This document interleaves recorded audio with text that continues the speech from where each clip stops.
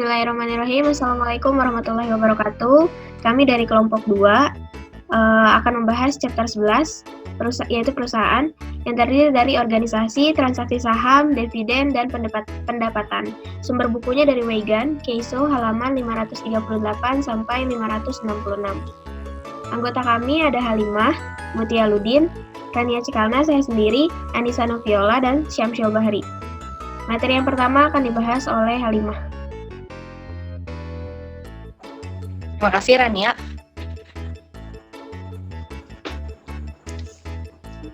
Bentuk organisasi perusahaan. Korporasi dibuat oleh hukum dan sebagai badan hukum, korporasi memiliki sebagian besar hak dan keistimewaan seseorang. Korporasi tunduk pada tugas dan tanggung jawab yang sama sebagai pribadi. Misalnya, harus mematuhi hukum dan harus membayar pajak. Dua cara umum untuk mengklasifikasikan perusahaan adalah dengan tujuan dan kepemilikan. Korporasi dapat diatur untuk tujuan menghasilkan laba atau mungkin nirlaba.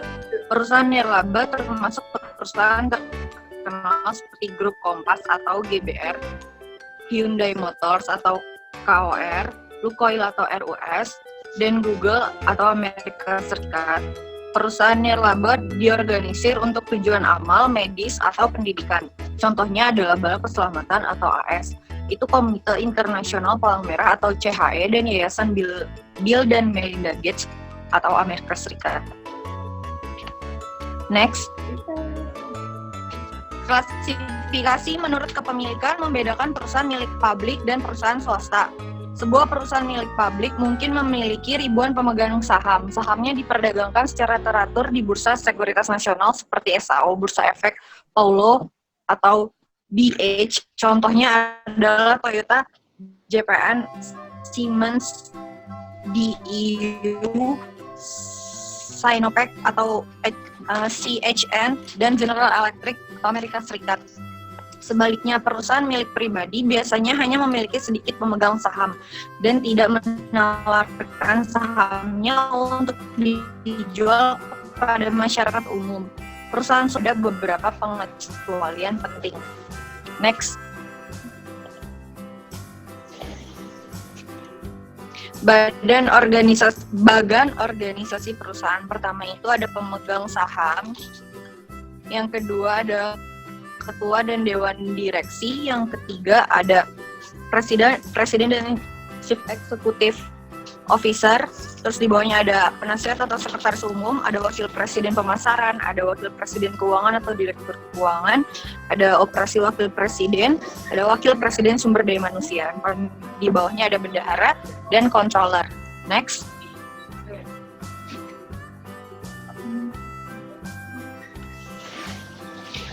Karakteristik perusahaan. Karakteristik membedakan sejumlah karakteristik membedakan perusahaan dari perseorangan dan kemitraan. Keuntungannya itu ada keberadaan hukum yang terpisah, tanggung jawab terbatas dari pemegang saham, terus ada hak kepemilikan yang dapat dialihkan.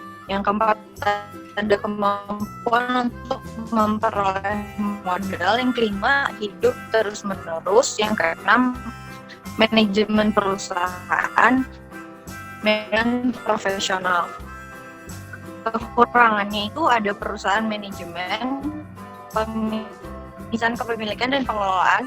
Yang kedua ada regulasi pemerintah. Yang ketiga, pajak tambahan. Next. Membentuk adalah mengajukan aplikasi ke badan pemerintah yang sesuai di yurisdiksi di mana penggabungan diinginkan. Aplikasi tersebut menjelaskan nama dan tujuan korporasi, jenis dan jumlah saham yang diizinkan untuk dikeluarkan, nama individu yang membentuk perusahaan dan jumlah saham yang disetujui untuk dibeli. Oke, selanjutnya ada hak kepemilikan pemegang saham. Pemegang saham berhak untuk yang pertama, memberikan suara dalam pemilihan direksi setiap tahun bertemu dan memberikan suara pada tindakan yang membutuhkan persetujuan pemegang saham. Yang kedua, ada berbagi pendapatan perusahaan melalui penerimaan dividen. Yang ketiga, pertahanan persentase kepemilikan yang sama saat saham baru diterbitkan atau hak memesan efek terlebih dahulu. Yang terakhir, ada bagian aset setelah likuidasi sebanding dengan kepemilikannya. Ini disebut klaim sisa karena pemilik dibayar dengan aset yang tersisa setelah semua klaim lainnya dibayar. Yang selanjutnya ada saham resmi. Jumlah total saham resmi pada saat pendirian biasanya mengantisipasi kebutuhan modal awal dan selanjutnya. Yang kedua, penerbitan saham. Korporasi dapat menerbitkan saham bisa langsung kepada investor atau ia dapat menerbitkan saham secara tidak langsung melalui perusahaan perbankan investasi yang mengkhususkan diri dalam membawa sekuritas menjadi perhatian calon investor. Yang selanjutnya ada harga pasar saham. Harga yang ditetapkan pasar cenderung mengikuti tren, pendapatan, dan dividen perusahaan. Namun, faktor-faktor di luar kendali perusahaan seperti embargo minyak, perubahan suku bunga, atau hasil pemilihan presiden dapat menyebabkan fluktuasi harga pasar sehari-hari. Yang selanjutnya ada par dan nilai saham tanpa par. Saham nilai nominal atau terkadang nominal adalah saham biasa yang ditetapkan nilai per sahamnya oleh piagam. Saham tanpa nilai nominal adalah saham biasa yang belum ditetapkan nilainya oleh charter. Yang selanjutnya ada modal perusahaan. Yang pertama ada modal saham, jumlah total uang tunai dan aset lainnya yang dibayarkan kepada perusahaan oleh pemegang saham sebagai pertukaran untuk saham. Yang kedua ada pendapatan yang disimpan. Pendapatan bersih yang disimpan perusahaan untuk digunakan di masa depan. Pendapatan bersih dicatat dalam laba ditahan dengan entry penutup yang mendebit pendapatan. Akuntansi untuk masalah saham biasa. Tujuan utama akuntansi untuk penerbitan saham biasa adalah untuk mengidentifikasi sumber modal tertentu. Menerbitkan nilai par saham biasa untuk uang tunai. Nilai par tidak menunjukkan harga pasar saham, oleh karena itu hasil kas dari penerbitan saham nilai nominal mungkin sama dengan, lebih besar dari, atau kurang dari nilai par. Ketika perusahaan mencatat penerbitan saham biasa dengan uang tunai, perusahaan mengkreditkan nilai nominal saham ke modal saham biasa.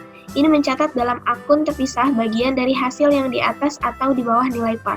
Yang kedua ada menerbitkan saham biasa tanpa par untuk uang tunai. Jika saham biasa par memiliki nilai yang dinyatakan, maka jurnal tersebut serupa dengan yang ada diilustrasikan untuk saham nilai nominal. Yang terakhir ada menerbitkan saham biasa untuk layanan atau aset non-tunai. Perusahaan juga dapat menerbitkan saham untuk layanan atau kompensasi kepada pengacara atau konsultan, atau untuk aset non-tunai seperti tanah, bangunan, dan peralatan.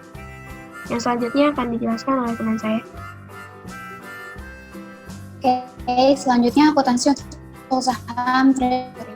Saham treasury adalah saham milik perusahaan yang telah dikeluarkan dan selanjutnya diperoleh kembali dari pemegang saham, tapi tidak pensiun. Korporasi dapat mengakuisisi saham treasury karena berbagai alasan. Pertama, untuk menerbitkan kembali saham kepada pejabat dan karyawan di bawah rencana bonus dan kompensasi saham.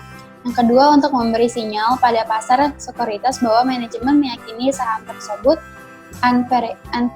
unpriced dengan harapan dengan meningkatkan harga pasarnya. Yang ketiga, memiliki saham tambahan yang tersedia untuk digunakan dalam akuisisi perusahaan lain. Yang keempat, untuk mengurangi jumlah saham yang beredar dan dengan demikian meningkatkan pendapatan per saham. Next.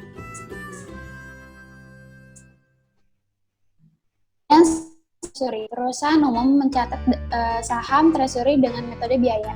Metode ini menggunakan harga pokok pembelian untuk menilai saham treasury. Di bawah biaya metode, perusahaan mendebit saham treasury untuk harga yang dibayarkan untuk memperoleh kembali saham. Ketika perusahaan melepas sahamnya itu mengkredit ke treasury share jumlah yang sama yang dibayarkan untuk memperoleh kembali saham. Setelah itu pembuangan saham treasury. Saham treasury biasanya dijual atau pensiun. Penjualan saham treasury di bawah biaya. Saat perusahaan menjual treasury saham di bawah biaya, biasanya didebit ke share premium treasury, kelebihannya biaya melebihi harga jual. Next. Akuntansi untuk saham preferensi. Untuk menarik lebih banyak investor, perusahaan dapat mengeluarkan kelas saham tambahan. Disebut saham preferensi. Preferensi berbagi ketentuan kontrak itu memberi mereka preferensi atau prioritas atau saham biasa. Biasanya preferensi pemegang saham memiliki prioritas untuk Pertama, pembagian laba atau dividen. Yang kedua, aset dalam hal likuidasi.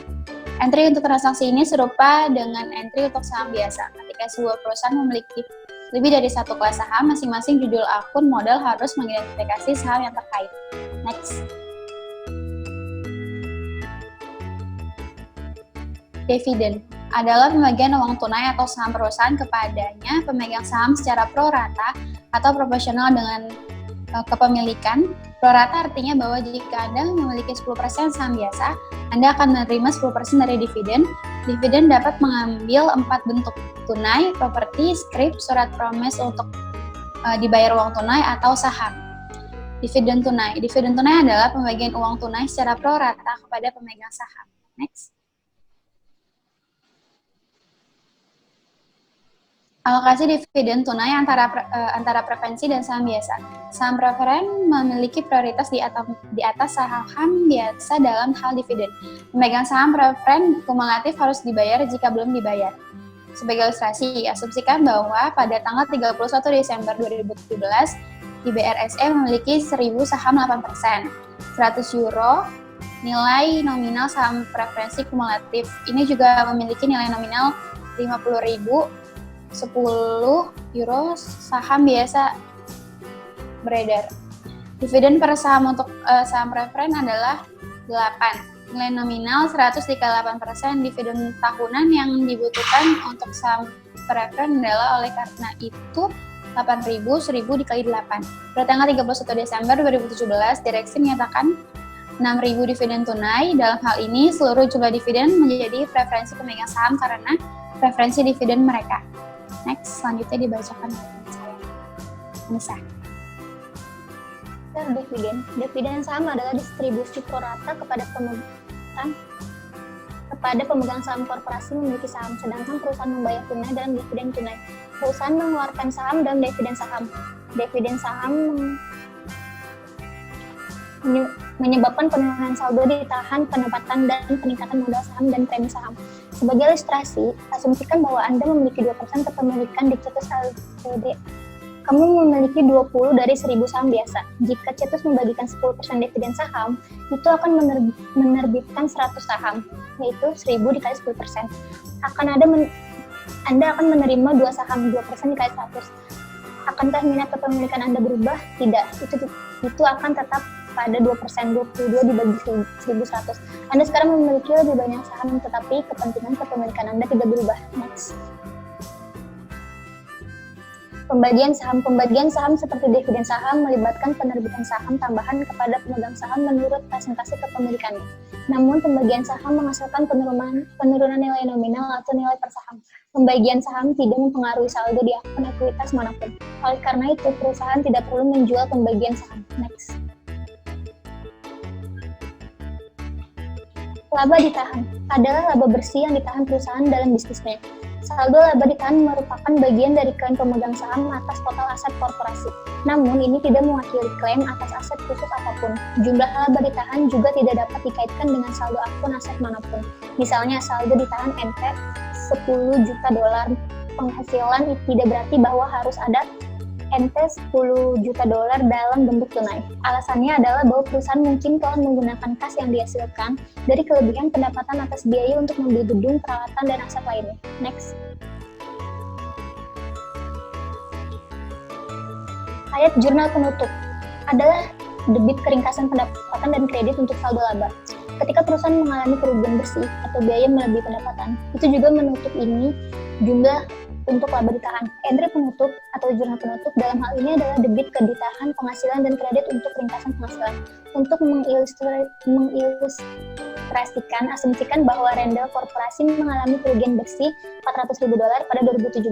Ayat jurnal penutup untuk mencatat ini kerugian adalah sebagai berikut. Laba ditahan $40.000, ringkasan pendapatan $400.000 untuk menutup kerugian bersih menjadi saldo laba. Entry penutupan ini dilakukan meskipun itu menghasilkan saldo debit ditahan pendapatan. Perusahaan tidak mendebit kerugian bersih untuk modal saham atau premi saham. Jika kerugian kumulatif melebihi pendapatan kumulatif, selama hidup perusahaan debit saldo dalam hasil retained earning. Next. Pembatasan pendapatan yang ditahan saldo laba ditahan umumnya tersedia untuk deklarasi dividen. Namun dalam beberapa kasus mungkin ada batasan laba ditahan. Ini membuat sebagian dari saldo laba ditahan yang saat ini tidak tersedia untuk dividen. Pembatasan diakibatkan oleh satu atau lebih penyebab sebagai berikut. Yang pertama, pembatasan hukum. Banyak pemerintah mengharuskan perusahaan untuk membatasi pendapatan yang diperoleh untuk biaya pembelian saham suri. Pembatasan tersebut berlanjut modal hukum perusahaan yang untuk sementara disimpan sebagai kesaham. Ketika perusahaan menjual saham treasury, pembatasan tersebut dicabut. Yang kedua, pembatasan kontraktual. Kontrak hutang jangka panjang dapat membatasi penahanan penghasilan sebagai syarat untuk pinjaman. Pembatasan tersebut membatasi penggunaan aset perusahaan untuk pembayaran dividen. Jadi, ini meningkatkan kemungkinan bahwa pihak korporasi akan dapat memenuhi pembayaran pinjaman yang dibutuhkan. Selanjutnya akan dibaca.